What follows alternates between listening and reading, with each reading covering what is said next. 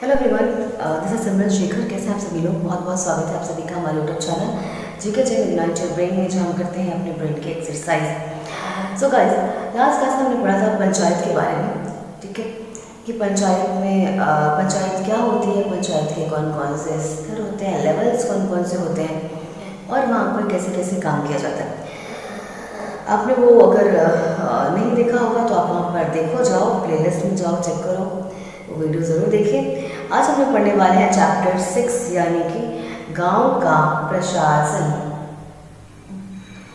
ठीक है, गांव का प्रशासन हम लोग यहाँ पे पढ़ने वाले हैं। If you have that NCERT book तो आप उस बुक से पढ़ो, आराम से उस बुक को ओपन करो और मेरे साथ साथ मिलाने की कोशिश करो।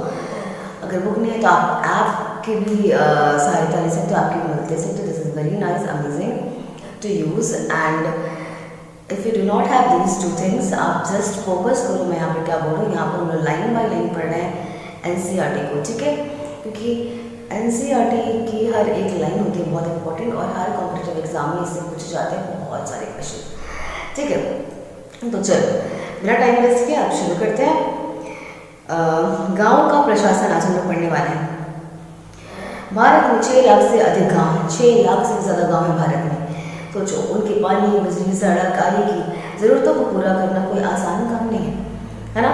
6 लाख गांव हैं और उन सबकी सारी ज़रूरतें हैं अलग अलग, ठीक है। तो उन सबको पूरा करना कोई आसान काम तो नहीं है ना भाई। इसके अलावा ज़मीन के दस्तावेजों का रख रखाव करना पड़ता है और आपसी विवादों को निपटाने की ज़रूरत होती है, ठीक है। इन सब की व्यवस्था के लिए गाँव का प्रशासनिक ढांचा होता है। इस पाठ में हम 2 ग्रामीण प्रशासनिक अधिकारियों के काम के बारे में थोड़ा विस्तार से पढ़ेंगे।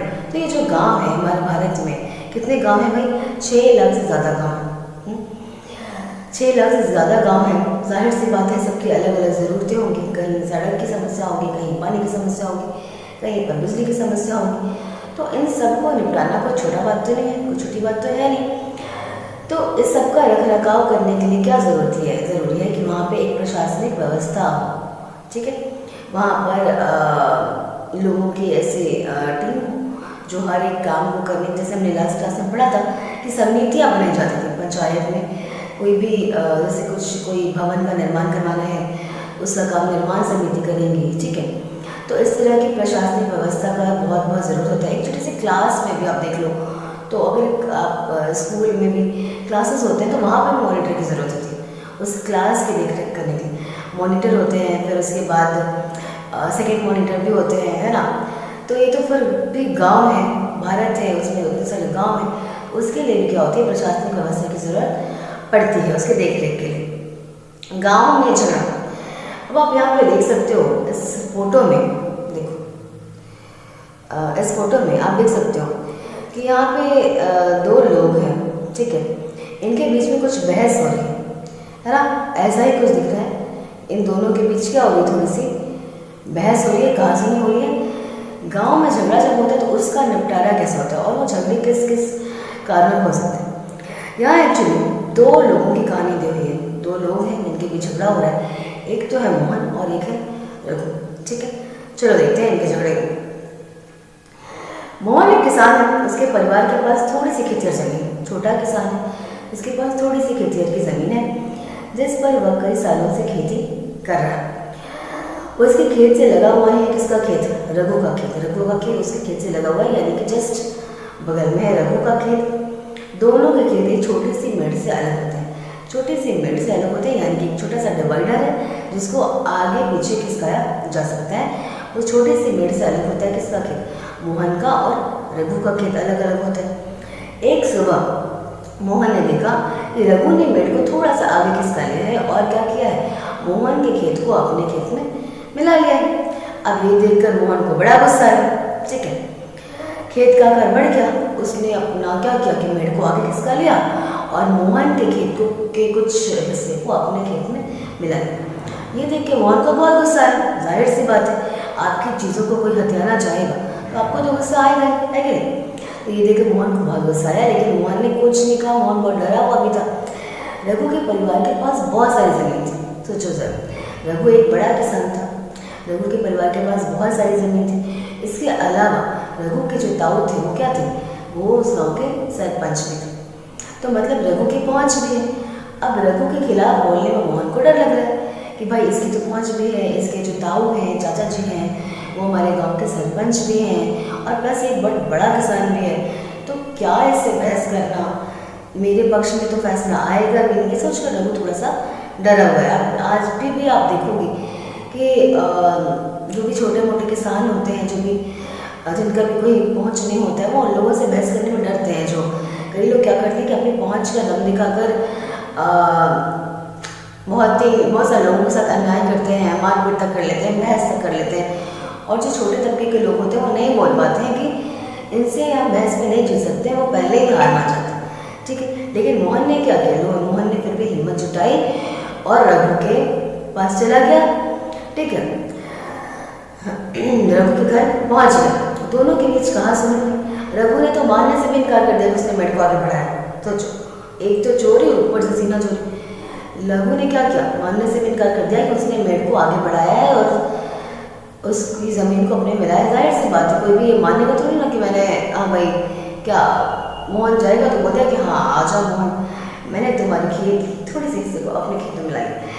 ऐसा तो होने से रहा, ऐसा तो नहीं बोलेगा ना रघु भाई। जाहिर सी बात है कि अगर किसी ने चोरी की है तो क्या वो आसानी से बता देगा क्या कि हाँ मुझे वो चीज़ पसंद आई और मैंने चुरा ली थोड़ा सा, अब तुम आ गए हो तो मैं तुम्हें वापस कर देता हूँ। ऐसा तो होने से रहा, तो जाहिर सी बात है कहा सुनी तो होगी ही। तो वही हुआ, रघु और मोहन में हो गई कहा सुनी। रघु ने क्या किया कि अपने थोड़ी देर में उन दोनों में झगड़ा भी शुरू हो गया। रघु ने अपने मजदूर को बुला लिया। रघु बड़ा किसान है, उसके पास मजदूर भी है उसे खेत में काम करने के लिए, और ये मोहन बेचारा छोटा किसान है, अपने खुद से खेती करता है, ठीक है।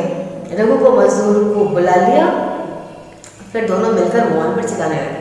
रघु और उसका मजदूर दोनों मिलकर ही मोहन पर क्या करने लगे, चिल्लाने लगे। बहुत सारा शोर शराबा हुआ, हो हल्ला हुआ। उसे देखकर पड़ोसी बाहर आ गए। उन्होंने देखा कि मोहन की पिटाई हो रही है। रघु और उसके मजदूर ने मिलकर क्या किया, मोहन की पिटाई करना शुरू कर दिया। बीच बचाव करके किसी तरह उन्होंने मोहन को बचाया।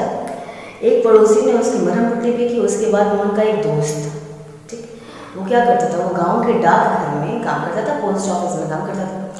तो उसने मोहन को बोला कि हम चलते हैं, यहाँ जो पास का पुलिस स्टेशन है वहाँ पर अपना केस ये रिपोर्ट जो है वो लिखवा देते हैं। लेकिन कुछ लोग इसके खिलाफ भी थे, रिपोर्ट लिखवाने के खिलाफ थे।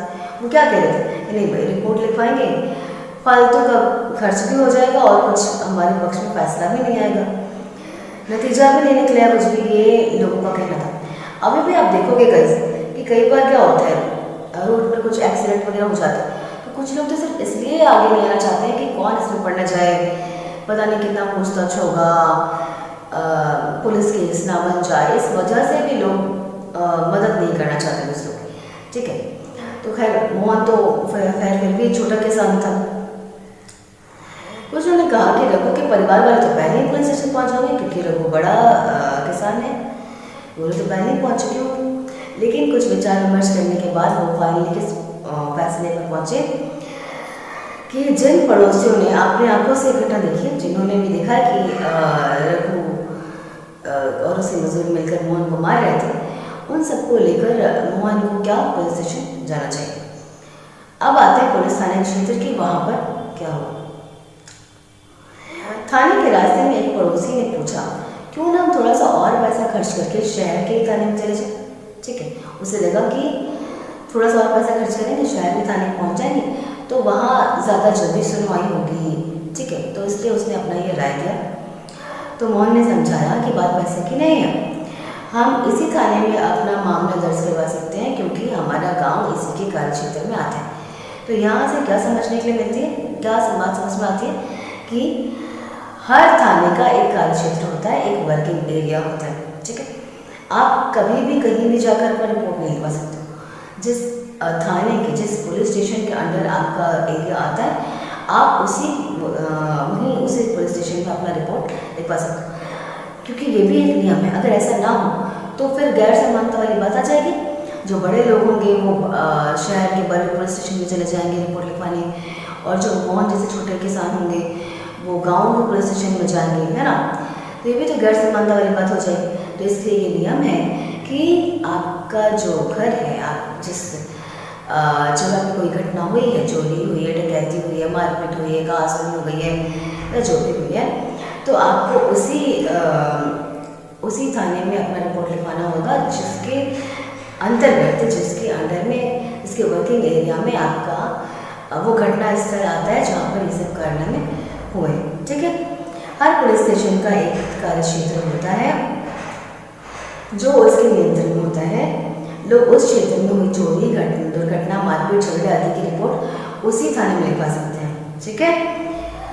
यह उस थानेदार की जिम्मेदारी होती है कि जो भी रिपोर्ट लिखवाया गया है उस पर अच्छे से सोच विचारे, उसकी जांच पड़ताल करे, पूछताछ करे, कार्रवाई करे, उस मामले पे अच्छे से कार्रवाई करे। ठीक है। ये देखो एक पुलिस स्टेशन का दिया हुआ है। ठीक है। ये मोहन है जो पुलिस है, थानेदार है, जिसके पास वो अपनी रिपोर्ट लिखवाने गया। ठीक है। तो अब भाई देखते हैं आगे कि मोहन की रिपोर्ट लिखी गई या नहीं लिखी गई। चलिए देखते हैं। ठीक है। तो यहाँ पे एक छोटा सा कुछ क्वेश्चंस हैं। ठीक है। ये क्वेश्चंस है कुछ, उसको मैं पढ़ती हूँ और आप सोचना उसके जवाब। अगर आपके घर में चोरी हो जाती है तो आप किस थाने में जाकर अपनी शिकायत दर्ज करवाएंगे? जाहिर सी बात है हम उसी थाने में जाएंगे जिसके अंतर्गत, जिसके वर्किंग एरिया के अंदर हमारा घर आता है। मोहन और रघु के बीच किस बात को लेकर विवाद हुआ था? किस बात को लेकर हुआ था? रघु ने क्या किया था कि मेढ़ को थोड़ा सा आगे खिसकाकर मोहन की ज़मीन को अपनी ज़मीन में मिला लिया था, जिस वजह से उन दोनों के बीच में कहासुनी हुई थी। मोहन और रघु से झगड़ा करने में डर क्यों रहा था? मोहन इसलिए डर रहा था क्योंकि मोहन था एक छोटा सा किसान, उसके पास थोड़ी सी ज़मीन थी, खेती और ज़मीन, जिस पर वो हमेशा से काम करता आ रहा था। और रघु था एक बड़ा किसान था, रघु के पास बहुत सारी ज़मीन थी, और रघु के जो ताऊ जी थे, जो चाचा जी थे, वो सरपंच भी थे। इसलिए मोहन जो है वो रघु से झगड़ा करने में डर रहा था। कुछ लोगों ने कहा कि मोहन को पुलिस थाने मामला दर्ज करवाना चाहिए, जबकि कुछ लोगों ने ऐसा करने से मना किया। लोगों ने अपनी राय में क्या तर्क दिए? लोगों ने क्या तर्क दिए? कुछ लोगों ने तो ये कहा कि पुलिस स्टेशन जाने से कोई फ़ायदा नहीं है, वहाँ पे जाएंगे पैसे भी खर्च हो जाएंगे और कुछ नतीजा भी नहीं निकलेगा। और कुछ लोगों ने क्या किया? कुछ लोगों ने कहा कि मोहन रघु की का जो परिवार है वो तो पहले ही पुलिस स्टेशन पहुँच गया। ठीक है। तो ये तर्क दिए लोगों ने और कहा कि हमें पुलिस स्टेशन नहीं जाना चाहिए। अब आगे देखते हैं पुलिस स्टेशन में होने वाले काम, क्या क्या काम होते हैं पुलिस स्टेशन में। मोहन का रिपोर्ट जो है वो लिखा गया कि नहीं लिखा गया, वो देखते हैं। जब सब लोग पुलिस स्टेशन पहुंचे, पुलिस थाने पहुंचे, तो मोहन थानेदार के पास पहुंचकर उसे पूरा मामला बताया कि क्या क्या हुआ है। अपनी पूरी आपबीती मोहन ने किसको सुना दी? उस थानेदार को सुना दी। उसने भी बताया कि वह अपनी शिकायत लिखित रूप में देना चाहता है। तो थानेदार ने बड़ी बेरुखी से कहा कि ये सब छोटे मोटे शिकायतों के लिए, जांच पड़ताल के लिए हमारे पास समय नहीं। ठीक है। उसने बड़ी बेरुखी से ऐसा कह दिया थानेदार ने कि ये सब छोटी मोटी चीज़ों के लिए हमारे पास समय नहीं है, तुम अपना भाई देख लो। मोहन ने अपना गाँव भी दिखाया, तो उसको कितनी जंग लगी, कितनी चोट ले लगी। और मोहन हैरान था कि ये जो थानेदार है वो मेरा रिपोर्ट लिखना क्यों नहीं चाहता है। मोहन बाहर आए, अपने पड़ोसियों को बुलाकर अंदर ले गया। पड़ोसी ने थानेदार को समझाया और कहा कि अगर वो नहीं चाहते, उन्हें बचाया नहीं होता मोहन को, तो उसे गंभीर चोटें लग सकती थी। तो फिर पुलिस ने क्या बोला कि ठीक है तुम अपनी रिपोर्ट दो, और पुलिस ने ये भी बोला कि आप निश्चिंत रहो, इस बात की जांच पड़ताल की जाएगी, कार्रवाई की जाएगी। राजस्व विभाग का काम। ठीक है। अब लोग देखते हैं राजस्व विभाग का काम क्या होता है। चलो, आपने पढ़ा कि मोहन और रघु के खेत में मेढ़ को लेकर जबरदस्त लड़ा, है ना? क्या ऐसा कोई तरीका नहीं था जिससे वो अपना मामला शांतिपूर्ण सुलझा लेते? क्या कोई ऐसा अभिलेख या रिकॉर्ड है जिससे ये पता लगा सके कि किसके पास कितनी ज़मीन है? चलिए पता करते हैं कि ऐसा कैसे किया जाता है। कैसे पता लगाते हैं कि किसके पास कितनी ज़मीन है, गांव में कौन सी ज़मीन किसकी है, इसका कैसे पता लगाते हैं? चलिए इसके बारे में हम लोग पढ़ते हैं। जमीन को नापना और उसका रिकॉर्ड रखना पटवारी का काम होता है। किसका काम होता है गाइस? पटवारी का काम होता है, जिसे अलग अलग नाम से बुलाते हैं। कहीं लेखपाल बुलाते हैं, कहीं कर्मचारी, कहीं ग्रामीण अधिकारी और कहीं कानूनी, अलग अलग नाम से बुलाया जाता है। ठीक है। हम यहाँ जमीन का लेखा जोखा रखने वाले कर्मचारी को पटवारी, यहाँ पे जहाँ भी पटवारी का यूज़ होगा आपको समझ लेना है कि वो पटवारी किसके लिए यूज़ हो रहा है, जो भी जमीन का लेखा जोखा रखने वाले हैं उनके लिए। ठीक है, चलो एक नक्शा भी यहाँ पे दिया हुआ है, अब देखो। ठीक है, एक नक्शा दिया हुआ है, किसके पास कौन सी जमीन है।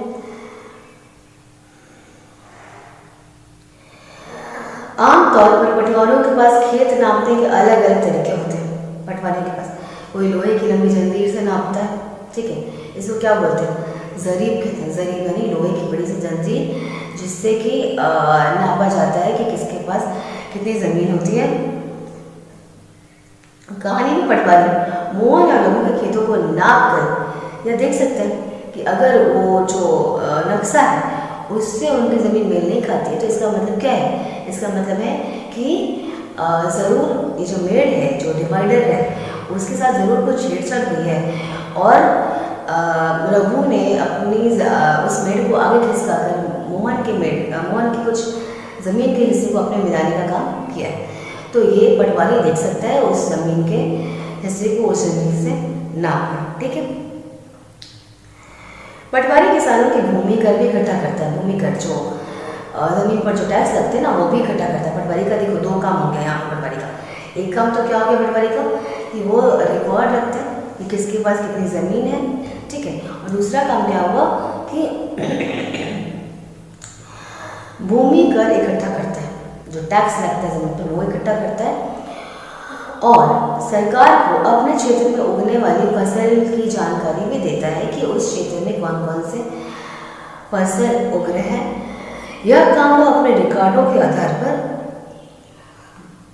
करता है। उसके पास जो रिकॉर्ड होती है उसके आधार पर वो ये काम करता है, राइट। तो चलो यहाँ पर एक काम है, जो भी लोग जितने भी लोग हैं ग्रामीण क्षेत्र में रहते हैं उनके लिए यहाँ पे टास्क है कि आप पता करो कि आपके गांव का जो पटवारी है वो कितने गांवों के रिकॉर्ड को रखता है, कितने गांवों के ज़मीनों का जो है रिकॉर्ड रखता है, आप ये पता करो। और ये आपका टास्क है।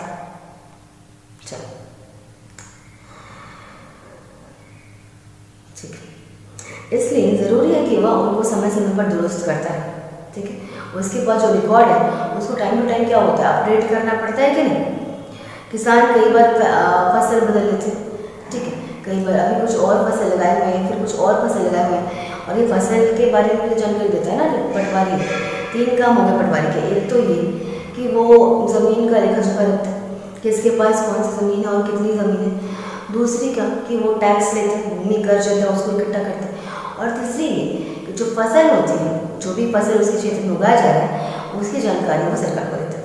अब देखो, अब क्योंकि उसको सरकार को जानकारी देनी है कि वो कौन कौन उसके क्षेत्र में कौन कौन से फसल उगाए गए, उसके लिए क्या ज़रूरी है, ज़रूरी ये है कि वो टाइम टाइम पे अपडेट करता है। अब ज़रूरी तो नहीं कि इस साल जो फसल लगी है वही अगले साल को किसान लगा, हो सकता है वो उसका माइंड चेंज कर ले, कोई और फसल लगा दे, ठीक है। तो इसके लिए क्या ज़रूरी है कि वो उसको अपडेट करता रहे। कभी कहीं पर क्या होता है, कुआं खोद लेते हैं किसान अपने खेत में, तो उसके बारे में देखना होता है कि कहाँ पे वो कुआं खोदा हुआ है। ये सब राजस्व विभाग का काम होता है, सबका हिसाब किताब रखना। इस विभाग के वरिष्ठ लोग इस काम का निरीक्षण करते रहते हैं। भारत में सभी राज्य जो है जिलों में बटे हैं, आपको पता ही जितने भी हमारे राज्य हैं वो सब जिलों में बटे हैं। और जिले भी क्या होते हैं, छोटे छोटे टुकड़ों में बटे हुए होते हैं, जिसको तहसील कहते हैं। क्या कहते हैं, जिले छोटे छोटे टुकड़े में बटे होते हैं जिसको तहसील कहते हैं। और क्या होता है, जिलाधिकारी पहले होते हैं, उसके बाद छोटे जो तहसील बटे हुए होते हैं वहाँ पे क्या होता है, तहसील अधिकारी होता है, तहसीलदार होता है। जमीन से जुड़े मामलों की व्यवस्था के लिए इन जिलों को भी छोटे छोटे खंडों में बांटा जाता है, ठीक है। क्योंकि देखो अब एक बहुत बड़ा सा एक राज्य है, अब उस पर कोई देख रहा है, पूरी कार्रवाई कर रहा है, सबका रिकॉर्ड रख रहा है। इससे ज़्यादा अच्छा सुविधा के लिए, सुविधा अनुसार काम करने के लिए क्या किया जाता है कि उसको छोटे छोटे, जैसे राज्य को जिले में बांट दिया गया। जिला में सब अलग अलग जिला अधिकारी हैं जो कि उसकी सारी जानकारी रख रहे हैं। जिला को भी छोटे छोटे खंडों में बांट दिया गया, ठीक है। वो क्या हो गया, वो छोटे छोटे खंड यानी कि तहसील में बांट दिया गया। अब उस छोटे लेवल पर काम करना ज़्यादा इजी होता है इंस्टेड ऑफ के बड़े लेवल पर काम करना। इसीलिए क्या होता है, हर काम को करने के लिए एक लेवल बनाया हुआ रहता है कि इस लेवल के अनुसार काम होगा तो वो अच्छा होगा। ठीक है, छोटे से चीज़ों को संभाल, छोटे से गाँव को, एक छोटे से गाँव को आप संभाल लो, वो ज़्यादा ईजी होता है इंस्टेड ऑफ कि आपके पास 10 गाँव की जिम्मेदारी आ जाए एक साथ। ठीक है, तो इस वजह से क्या होता है कि लेवल्स बने होते हैं कि पहले तहसील होता है, तहसील होते हैं, उसके बाद जिला होता है, उसके बाद वो राज्य होता है। ठीक है, राज्य के बाद देश। चलो तहसील, तालुका इत्यादि के नाम से जाने जाते हैं। ठीक है, तालुका कहते हैं जिसे हमने देखा तो उसको तालुका भी कहा जाता है।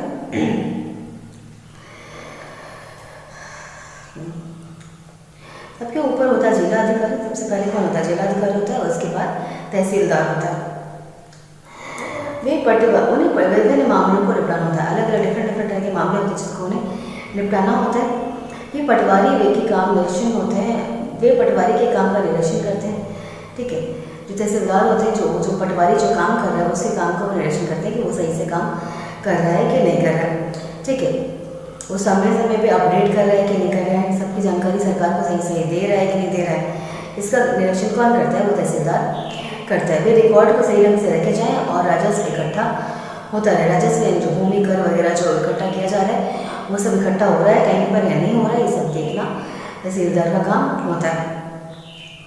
वे ये भी देखते हैं कि किसानों को अपने रिकॉर्ड की नकल आसानी से मिल जाए, यानी कि जो रिकॉर्ड रखा गया है उसके एक कॉपी जो है वो किसानों के पास भी मौजूद है।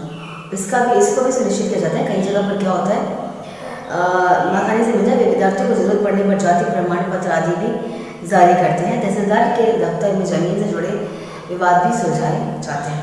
ठीक है, कई बार स्टूडेंट्स को क्या होता है, जाति प्रमाण पत्र की ज़रूरत होती है जो आसानी से उपलब्ध हो जाए, ये देखना भी इसका तहसीलदार का काम होता है। और तहसीलदार के ही ऑफिस में दफ्तर में ही जमीन से जुड़े विवाद के भी को भी निपटाया जाता है। एक नया कानून कौन सा, हिंदू अधिनियम धारा 2005 में ये नया कानून आया। इस नए कानून में क्या है गाइस, इस नए कानून में ये है कि जब हम जैसे जमींदार हम सोचते हैं, जमींदार वर्ड सुनते हैं तो हमारे माइंड में फटाक से ये स्ट्राइक करता है कि ये कोई पुरुष ही हो। ठीक, जमींदार है, सरदार, ये सब वर्ड जब सुनते हैं हम तो किसान जो उन किसानों के बारे में सोचते हैं कि सबसे ज़्यादा बहुत ज़्यादा ज़मीन है, जमींदार है, तो सबसे पहले ध्यान में क्या आता है कि वो तो पुरुष ही होंगे। ठीक, महिलाओं की हैसियत सिर्फ खेतों में मददगार के रूप में देखी जाती है हमेशा से, कि वो अपने पति का या अपने पिता का जो है वो हेल्प करती है, सहयोग करती है, उनके साथ हाथ मिलाती है, बस इतना ही उनको मददगार के रूप में, हेल्पर के रूप में उनको देखा जाता है। उनके बारे में ज़मीन के मालिक के रूप में तो कभी सोचा ही नहीं जाता कि वो ज़मीन के मालिक भी हो सकती है महिलाएं, ये कभी नहीं सोचा जाता है। परिवार की ज़मीन में उनको हिस्सा भी नहीं मिलता है। पिता की मृत्यु के बाद उनका जो परिवार, उनकी जो प्रॉपर्टी होती है वो सब उनके बेटों में बांटी जाती है, ना उनकी पत्नी को कुछ मिलता है और ना उनकी बेटियों को कुछ मिलता है।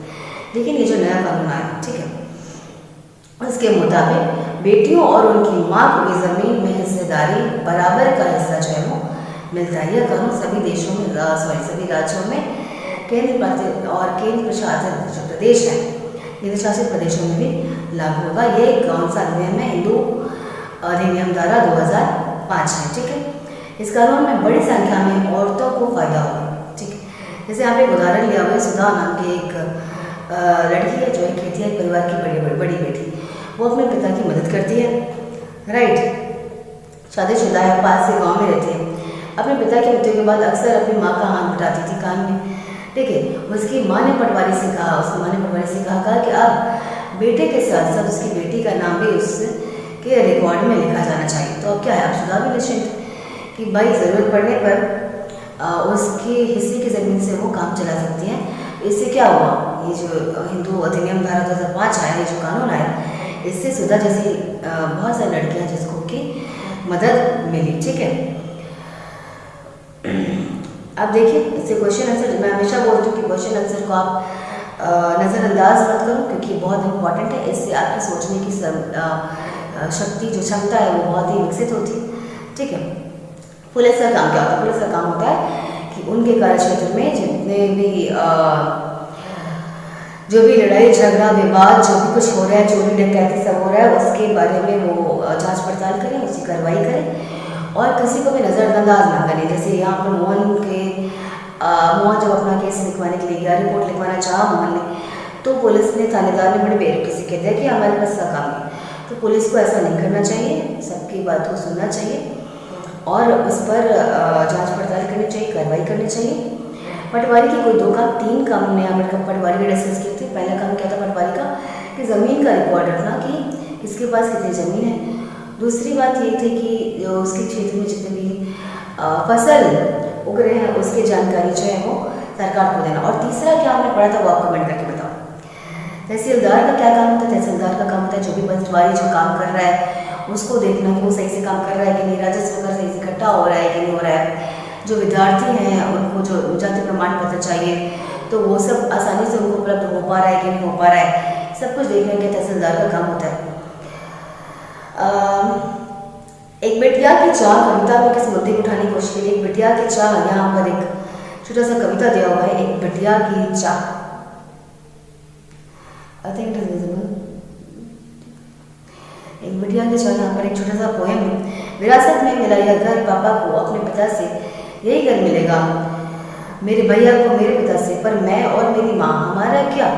बता दिया गया मुझको, मुझे पिता के घर में से की बात औरतें नहीं क्या करती, लेकिन मुझे चाहिए एक घर अपना, बिल्कुल मेरा अपना, नहीं चाहिए दहेज में रेशम और सोना। इसमें क्या उठाने की, इस बात को उठाने की कोशिश की गई है कि लड़कियों का भी घर पर हक होना चाहिए, ठीक है, जैसे उनके भाई का है, उनके पिता का है, उस तरह से लड़कियों का भी अपने घर पर पूरा हक होना चाहिए। इसी मुद्दे को उठाने की यहाँ पर कोशिश की गई है। अच्छा, पंचायत और पटवारी का काम एक दूसरे से कैसे जुड़ा हुआ है ये आपको बताना है। पिछले लास्ट क्लास में पढ़ा था ना पंचायत के बारे में, तो पंचायत और पटवारी का काम जुड़ा हुआ है क्या, कैसे जुड़ा हुआ है ये आपको बताना है, ठीक है।